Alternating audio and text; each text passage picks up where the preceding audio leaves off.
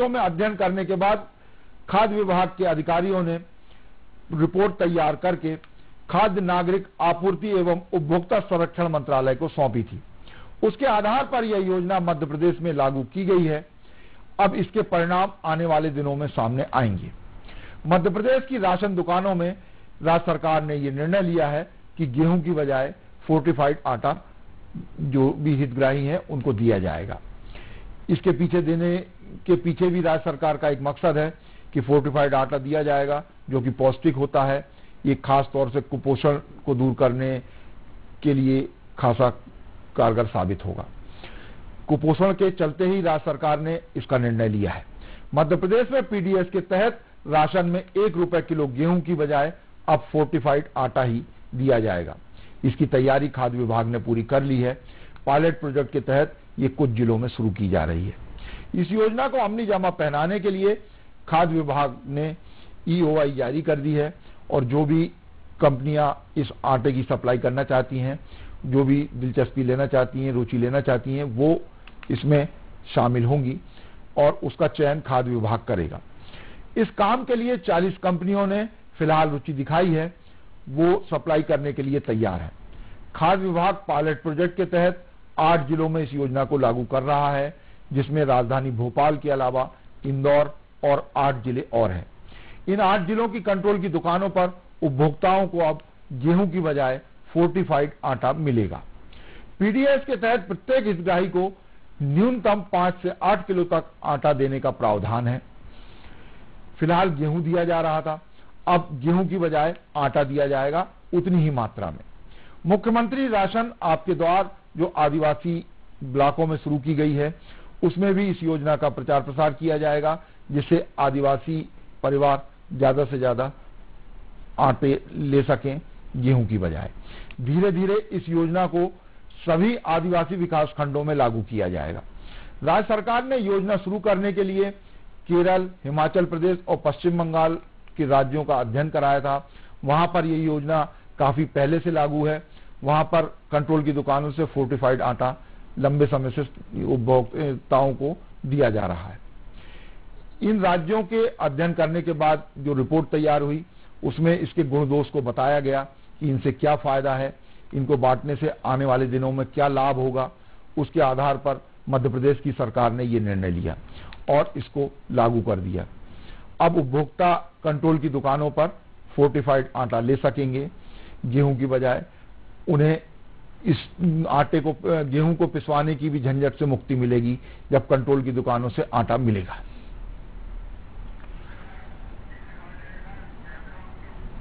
अब रुख करेंगे एक और प्रशासनिक खबर की ओर। प्रदेश के पुराने 27 बांधों की मरम्मत के लिए राज्य सरकार वर्ल्ड बैंक से 551 करोड़ की राशि का कर्जा लेगी। इनमें से 5 बांधों की आयु 100 साल या उसके आसपास है, जबकि कुछ बांध की 50 और कुछ बांध की आयु 30 साल से ज्यादा हो चुकी है। इसके पहले भी राज्य सरकार ने 193 बांधों के पुनरुद्धार के लिए वर्ल्ड बैंक से 1900 करोड़ की राशि का कर्जा लिया था। सुरक्षा मानकों पर नजर रखने के लिए राज्य बांध सुरक्षा संगठन गठित किया जा रहा है। इस संगठन की जिम्मेदारी ईएनसी स्तर के समकक्ष अधिकारी के पास रहेगी। बांधों की सुरक्षा का दायित्व अनुभवी सक्षम इंजीनियरों की देखरेख में किया जाएगा। इस संबंध में बड़े बांधों की वार्षिक रिपोर्ट भी अब केंद्र सरकार को भेजना होगी। मध्य प्रदेश सरकार राज्य बांध सुरक्षा अधिनियम विधेयक 2022 जल्द लेकर आएगी। केंद्र सरकार इस अधिनियम को नवंबर 2021 में ही लागू कर चुकी है।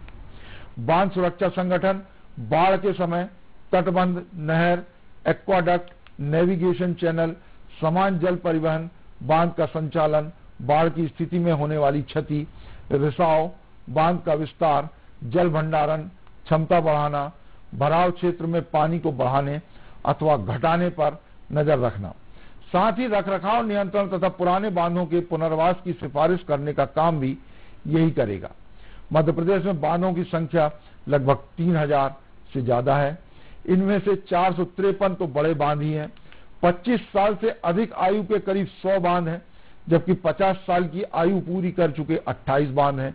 राज्य बांध सुरक्षा संगठन में केंद्रीय जल आयोग का एक प्रतिनिधि भी शामिल रहेगा। बांधों के निर्माण के लिए केंद्र सरकार विशेष सहायता अनुदान के तहत फंड देती है। नए बांधों का निर्माण, संधारण, आधुनिकीकरण के लिए विदेशी फंड की गारंटी भी केंद्र सरकार ही देती है। इस कारण नए अधिनियम के लागू होने से केंद्र के नियम में भी मान्य होंगे। सालाना रिपोर्ट केंद्र सरकार को भेजना अनिवार्य किया गया है। अब बांधों की क्या स्थिति है, ये जानकारी केंद्र को भेजना राज्य सरकार को अनिवार्य है। पुराने 27 बांधों की मरम्मत के लिए राज्य सरकार ने वर्ल्ड बैंक से 551 करोड़ का कर्ज लेने का निर्णय लिया है। इसकी जो जल संसाधन विभाग ने प्रक्रिया शुरू कर दी है। मरम्मत कराए जाने वाले जो बांध हैं वो काफी पुराने हो गए हैं। इनमें से 5 बांध हैं, उनकी आयु 100 साल से भी ज्यादा की हो चुकी है। मरम्मत कराए जाने वाले बांधों में से कुछ बांध 50 साल की आयु पूरी कर चुके हैं, जबकि कुछ बांध ऐसे हैं जो 30 साल की आयु पूरी कर चुके हैं। इन बांधों की मरम्मत कराया जाना बहुत ज्यादा जरूरी हो गया था। यही कारण है कि राज्य सरकार लगातार कर्ज लेकर इन बांधों की मरम्मत करवा रही है। अब वर्ल्ड बैंक से 551 करोड़ का कर्ज लिया जा रहा है।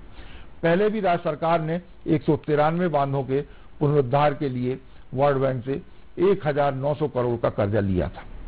मध्य प्रदेश की सरकार बांधों की सुरक्षा के लिए जल्द ही बांध सुरक्षा अधिनियम लागू करने जा रही है। इसके बाद इस अधिनियम के तहत ही बांधों की सुरक्षा के पूरे कवायद की जाएगी। केंद्र सरकार इस अधिनियम को नवंबर 2021 में ही लागू कर चुकी है। केंद्र सरकार के निर्देश पर ही ये जो अधिनियम है उसको लागू किया जा रहा है। मध्य प्रदेश में जल्द ही राज्य बांध सुरक्षा संगठन का गठन भी किया जाएगा।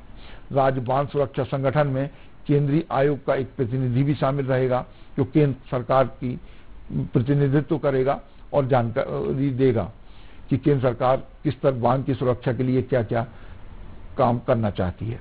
मध्य प्रदेश में छोटे बड़े करीब 3000 से ज्यादा बांध हैं। मध्य प्रदेश में 25 साल की आयु पूरी कर चुके 100 बांध, जबकि 50 साल की आयु पूरी कर चुके 28 बांध हैं। केंद्र सरकार बांधों के निर्माण के लिए विशेष सहायता अनुदान फंड देती है, जिससे बांधों की मरम्मत कराई जा सके।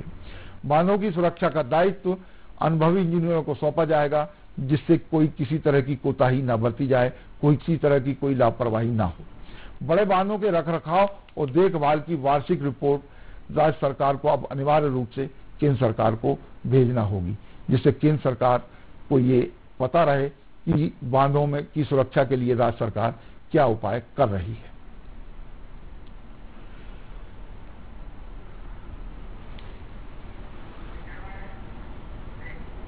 अब बात करेंगे एक खास सेगमेंट चलते चलते की, जिसमें राजनीति या ब्यूरोक्रेसी के क्षेत्र में चर्चित प्रसंग की बात की जाती है।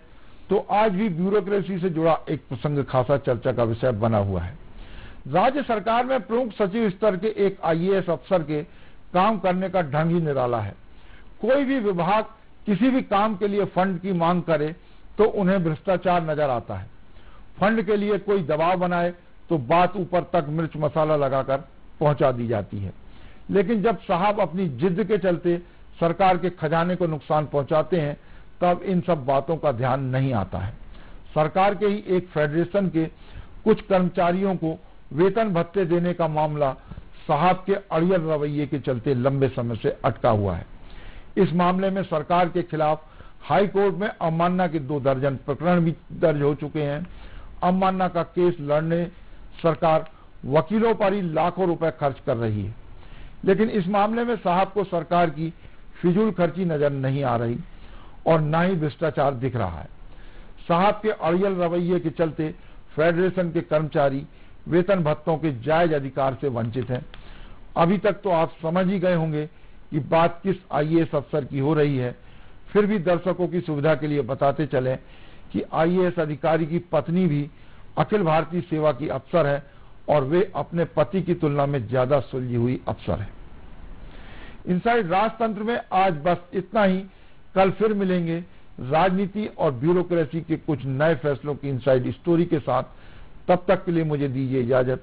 खबरों के लिए आप देखते रहिए न्यूज वर्ल्ड।